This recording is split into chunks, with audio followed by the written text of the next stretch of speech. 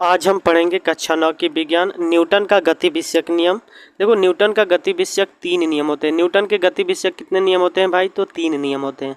देखो बच्चों, आप लोग बढ़िया से पढ़ाई करो, हम लोग जितना भी हो सके अच्छा से अच्छा कंटेंट आपको देने की कोशिश करेंगे, ठीक है। देखो न्यूटन का गति विषयक कितने नियम होते हैं? तो 3 नियम होते हैं। पहला नियम, जब कोई वस्तु विराम की अवस्था में है, ठीक है, कि जब कोई वस्तु मान लो कि विराम की अवस्था में है तो वह विराम की अवस्था में ही रहेगी जब तक कि हम इस पर कोई बाह्य बल लगाते हैं, या फिर जब वो गति की अवस्था में है तो गति की अवस्था में ही रहेगी जब तक कि हम इस पर कोई एक्सटर्नल फोर्स नहीं लगाते हैं, ठीक है। इसी नियम को ही हम लोग कहते हैं न्यूटन का गति विषयक प्रथम नियम कहा जाता है।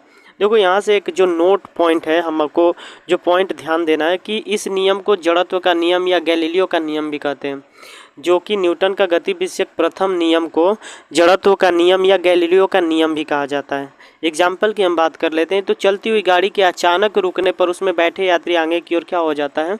झुक जाता है।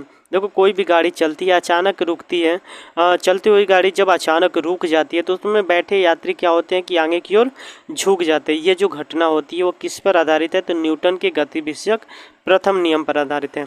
दूसरा एग्जाम्पल की बात कर लेते हैं तो गाड़ी के अचानक चलने पर यात्री पीछे की ओर झुक जाता है। क्वेश्चन आता है कि गाड़ी के अचानक चलने पर यात्री पीछे की ओर झुक जाता है, किस नियम पर आधारित है? ऐसे क्वेश्चन पूछा है एयरफोर्स नेवी में, तो ध्यान रखो न्यूटन के गति विषयक प्रथम नियम। या फिर ऐसे भी क्वेश्चन पूछ सकता है कि जड़त्व का नियम किसे कहते हैं? तो न्यूटन के गति विषयक प्रथम नियम को। गैलीलियो का नियम किससे संबंधित है? तो न्यूटन के गति विषयक प्रथम नियम से संबंधित है। मुझे उम्मीद है कि आपको यह प्रश्न समझ में आ रहा होगा, ठीक है। दूसरा हम बात कर लेते हैं कि दूसरा नियम क्या होता है। तो किसी वस्तु पर बाहर से लगाया गया जो फोर्स है उस वस्तु के द्रव्यमान m तथा उस वस्तु की बल की दिशा में उत्पन्न त्वरण a के गुणनफल के क्या होता है? अनुक्रमानुपाती होता है। जैसे F प्रोपोर्शनल ma अर्थात F बराबर km में, जहां हम लोग k को क्या मान लेते हैं? एक कांस्टेंट मान लेते हैं, एक नियतांक मान लेते हैं जिसका मान हमेशा क्या होता है? 1 होता है, जिससे हमें फार्मूला मिलता है F बराबर m में, ठीक है। अगर हम इसकी आइडेंटिफिकेशन की बात कर लेते हैं तो F को हम लोग बोलते हैं बल, M को हम लोग बोलते हैं द्रव्यमान और A को हम लोग बोलते हैं त्वरण, जिसे इंग्लिश में एक्सेलरेशन, फोर्स और मास बोला जाता है।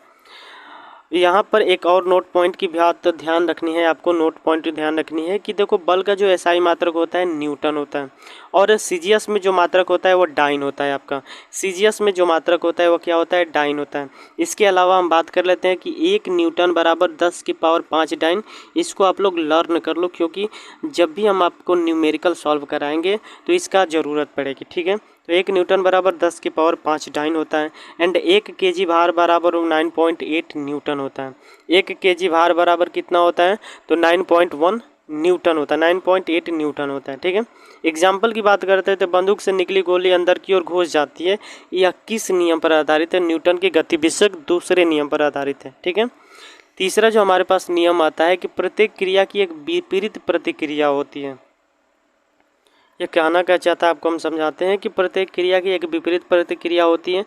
जैसे बंदूक से गोली छोड़ने पर, जैसे कोई बंदा है, ये समझो कोई बालक है, ठीक है, और ये बंदूक से जब गोली छोड़ता है तो जितनी तेज से बंदूक से गोली आगे की ओर बढ़ती है उतने ही वेग से बंदूक इसे पीछे की ओर धक्का देती है। तो यही कहना चाहता है कि प्रत्येक क्रिया की एक क्या होती है?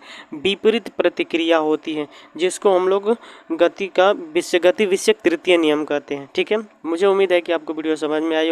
अगर आप चैनल पर नए हैं तो चैनल को सब्सक्राइब करें और अपने दोस्तों में ज़रूर शेयर करें। Thank you so much for watching this video.